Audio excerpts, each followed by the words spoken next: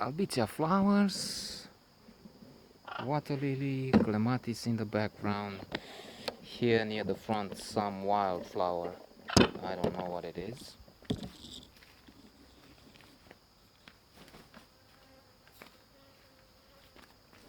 And of course, Birdie Num Num. Birdie Num Num. Birdie Num Num. That's from the party. Peter Sellers is destroying this party, the house, everything. But in the house, there's a cousin of this of his, Blue and Gold McCall. A note on positive psychology in practice and forgiveness. Maybe it doesn't come too easy, too naturally to this guy. Maybe I should refer to another film, Payback. Uh, for some reason, this line comes to mind at times. Um, the more recent version, Mel Gibson. I love this guy. Uh, Not with what he's done recently, but his work before he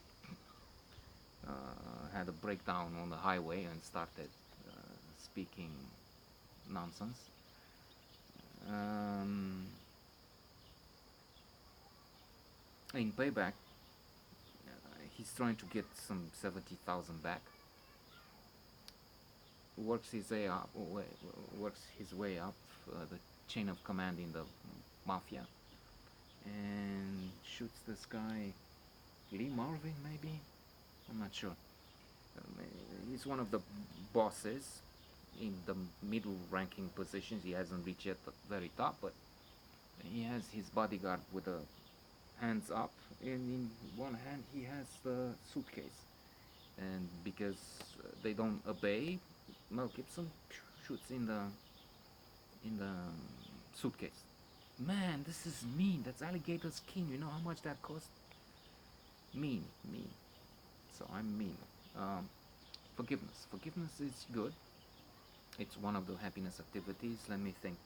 1, 2, 3, 4, 5, 6, 7. I think it's not number 7.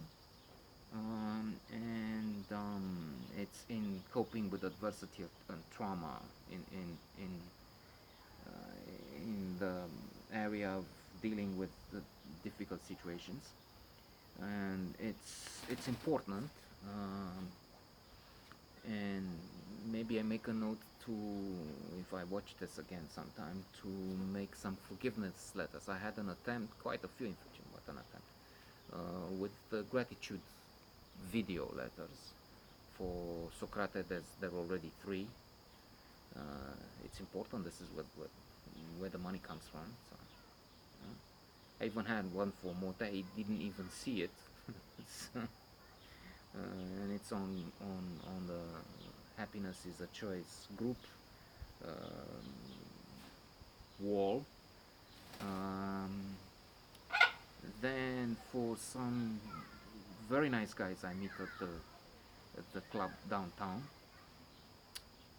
but it seems it might work to have forgiveness letters. Uh, I need to check again, both in the sense that asking forgiveness, even if you don't send it, and that this one would be a. If I don't mind the fact that Mota hasn't seen his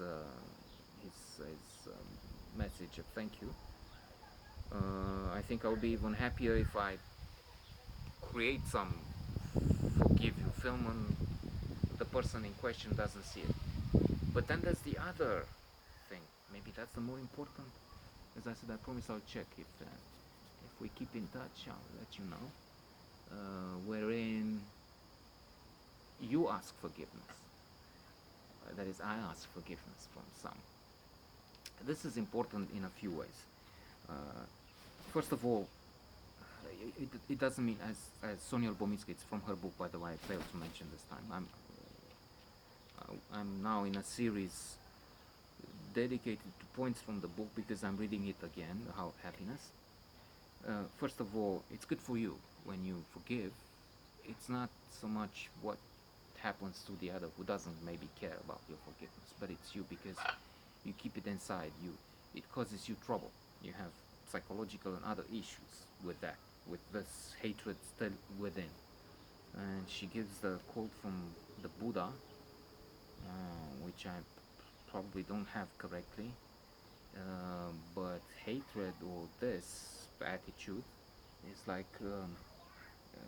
taking a hot coal or potato or whatever and having it, keeping it in your hand and having it burn you just because you want to throw it at someone, but until before you do it, maybe you won't, and it will burn you. It burns you.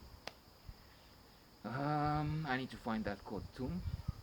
And then it's also uh, forgiveness doesn't mean, which is not always the case.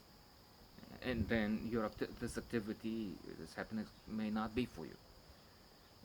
Very often it looks like it's not for me. Sometimes I forget, I forgive in a way, but if he's making a loud noise in my ear, I